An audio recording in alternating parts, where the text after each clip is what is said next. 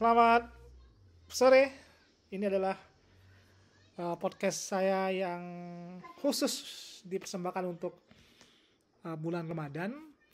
Jadi sambil menunggu berbuka puasa, saya akan bercerita dikit tentang beberapa aspek dari sisi sejarah, politik, mungkin sosiologi dan antropologi di sekitar isu-isu keislaman dan mungkin keindonesiaan.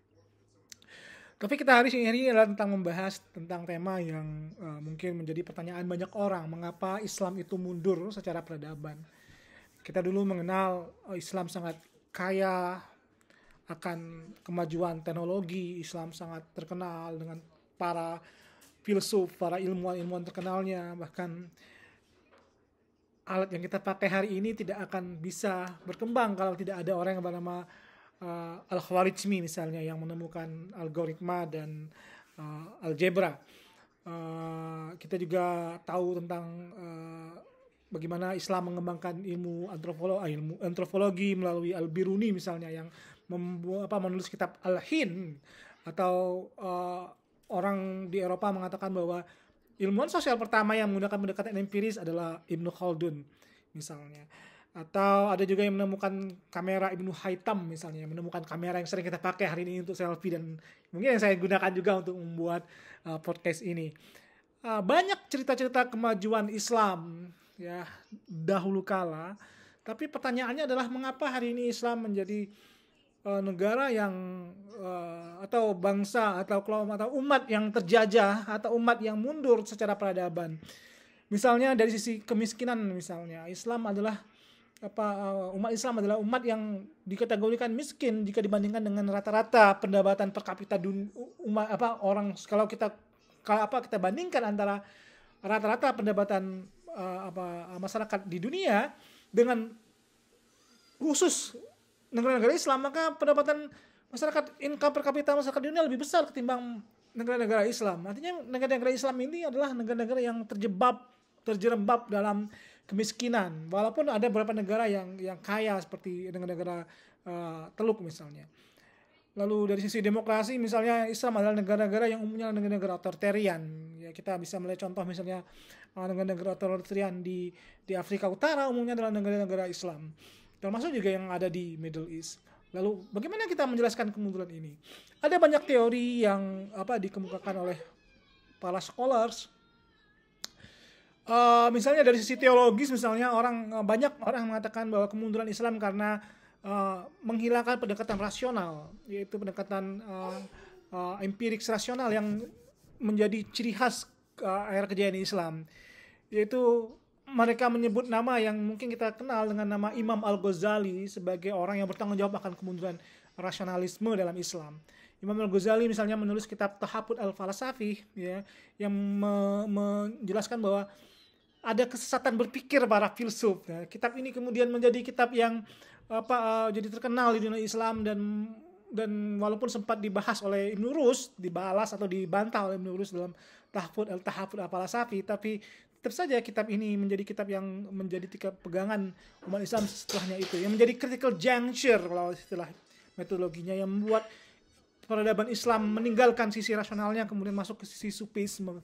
Kita tahu bahwa kitab Al-Ghazali misalnya Ihya Ulumuddin membangkitkan ilmu-ilmu agama adalah kitab sufi yang dalam banyak hal dikritik oleh para ahli hadis, mengungkapkan atau menunjukkan hadis-hadis dhaif dalam kitab itu. Tapi kitab Ihya Ulumuddin kemudian menjadi kitab yang menjadi rujukan banyak ulama dalam menjelaskan pendekatan dalam mengembalikan Islam atau membelokkan Islam dari pendekatan rasional menuju pendekatan yang kita sebut irasional, pendekatan sufistik, mistik.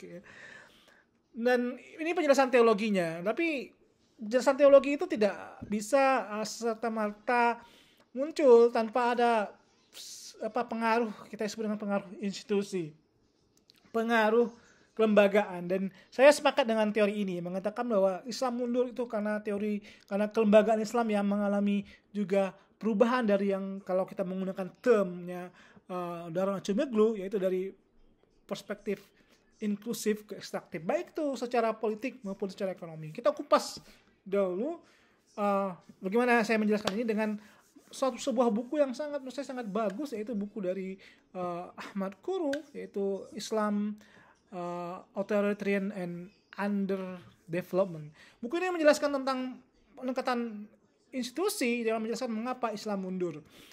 Jadi kata Ahmad Kuru, Islam mundur karena terjadi perubahan, yaitu terjadi ketika Islam jaya, scholars atau ulama dan pedagang itu relatif independen dari negara. Jadi negaranya itu tidak begitu intervensi kepada para scholars dan juga kepada kita kenal dengan ekonomi, pelaku-pelaku ekonomi. Jadi ada jarak antara pelaku ekonomi dan negara.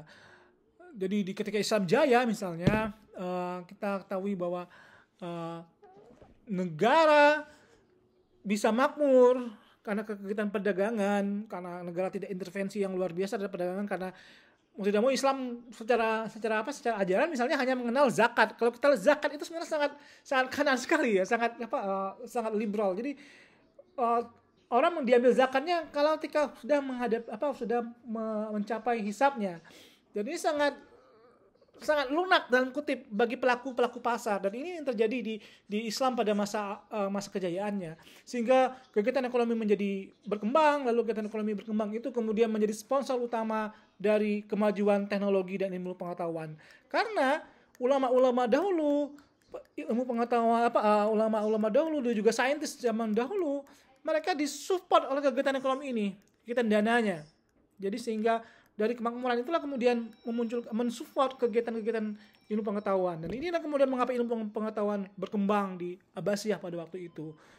Dan kita tahu bahwa saking independennya ulama terhadap negara waktu itu, bahkan tidak banyak ulama yang menjadi tanda kutip pegawainya negara, menjadi ulamanya negara. Kita tahu bahwa Imam Syafi'i, Imam Hambali, Imam Abu Hanifah, Imam Malik semuanya pernah berseberangan dengan pemerintah. Bahkan Imam Ahmad sempat dipenjara oleh Khalifah Al-Ma'mun karena beda pendapat tentang tafsir Al-Qur'an waktu itu.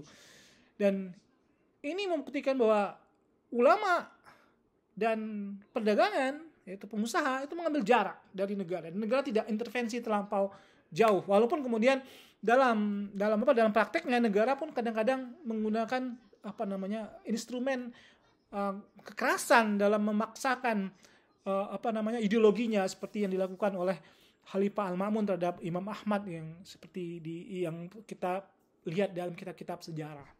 Nah, lalu mengapa institusi yang kita kutip inklusif tadi yang menciptakan kemakmuran kemudian teknologi itu berubah? Nah, ini ada sangkut pautnya dengan motivasi umat berikutnya, ya.